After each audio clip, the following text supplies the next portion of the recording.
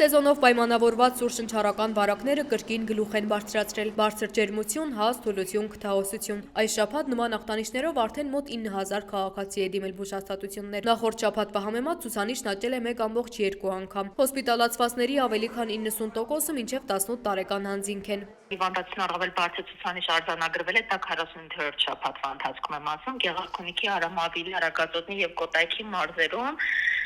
իսկ առավել բարձր ակտիվություն Երևան քաղաքում։ Երևանի թիվ 22 մսուր մանկապարտեզի 246 սաներից այսօր 178-ն էին միայն ներկա։ Ծնողների հետ հարցուփորձի ժամանակ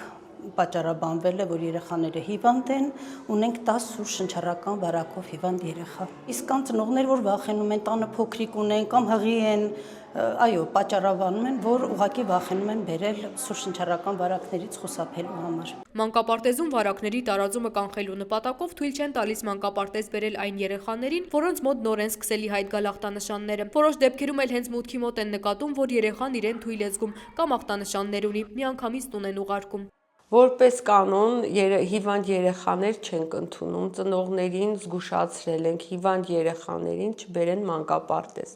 Իսկ եթե լինում են դեպքեր, քնելուց հետո արթնանում են, ջերմում են,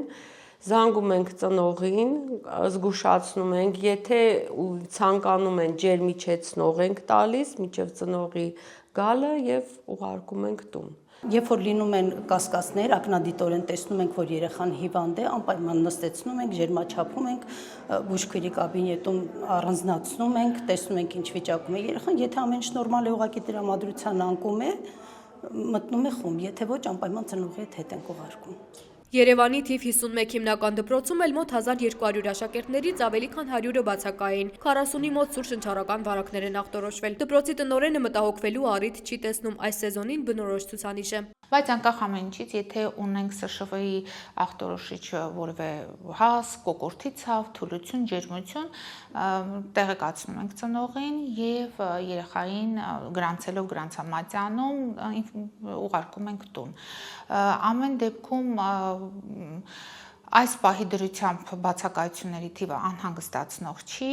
եւ կարծում եմ բոլոր միջոցառումները եւ ախտահանման եւ 4 խոնավ մաքրման աշխատանքները օդափոխություն են իրականացնում անհանգստացնող չէ։ Օրական կտրվածքով մոնիտորինգ ենք իրականացնում դպրոցներում բարձրելու տվյալ օրվա դրությամբ բացակայությունները պայմանավորված սուր շնչառական վարակներով, ինչպես նաեւ ֆիլտր ենք իրականացնում, որպեսզի սուր շնչառական վարակի ախտանշաններ ունեցող աշակերտներին, սաներին թույլ չտան մասնակցել դասապրոցեսին եւ նաեւ ջերմային մոնիտորինգ է իրականացվում, դասասենյակի ջերմաստիճանը ստուգելու համար համապատասխանում է սահմանված նորմերին, թե ոչ, ու այս տվյալների համաձայն կարող եմ ասել, որ ամսի 2-ի դեկտեմբերի 2-ի դրությամբ կարող եմ ասել, որ ուսումնական հաստատություններում ֆիլտրի իրականացման արդյունքում 185 երեխա տուն է ուղարկվել։